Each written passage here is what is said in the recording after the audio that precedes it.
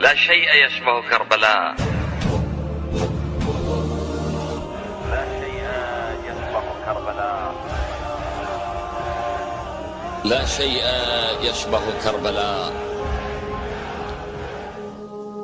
لا من رجال كالحسين ولا كزينب في النساء. لا شيء يشبه كربلاء. لا هاجر ضربت بمكة لا رأت جثمان مقتول لها. لا حاصروها وهي في أرض بلا أحباب. لا مريم رجمت بعيسى. لا حاولوا أن يأسروها ولا انتزعوا منها الحجاب. لا أم موسى شاهدت أبناءها متقطعين على التراب.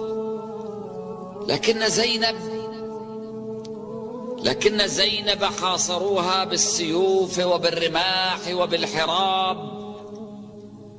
لكن زينب مزقوا أجساد أبناء الرسول أمامها وتراقصوا فرحا وحقدا فوقها.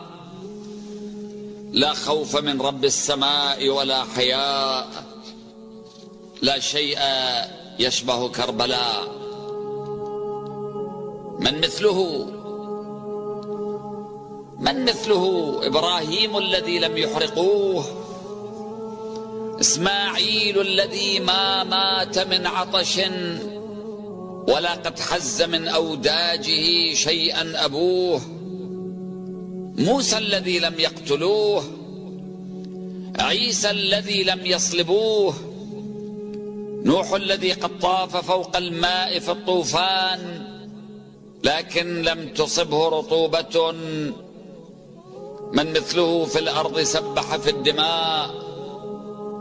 لا شيء يشبه كربلاء.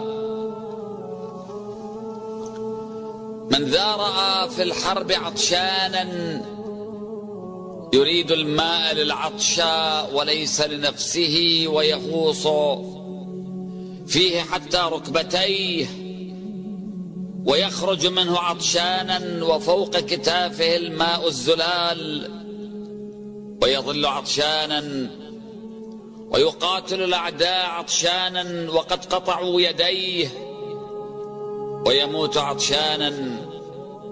من ذا رأى رجلا كهذا في الوفاء. لا شيء يشبه كربلاء. لا شيء يشبه كربلاء. لا شيء يشبه كربلاء.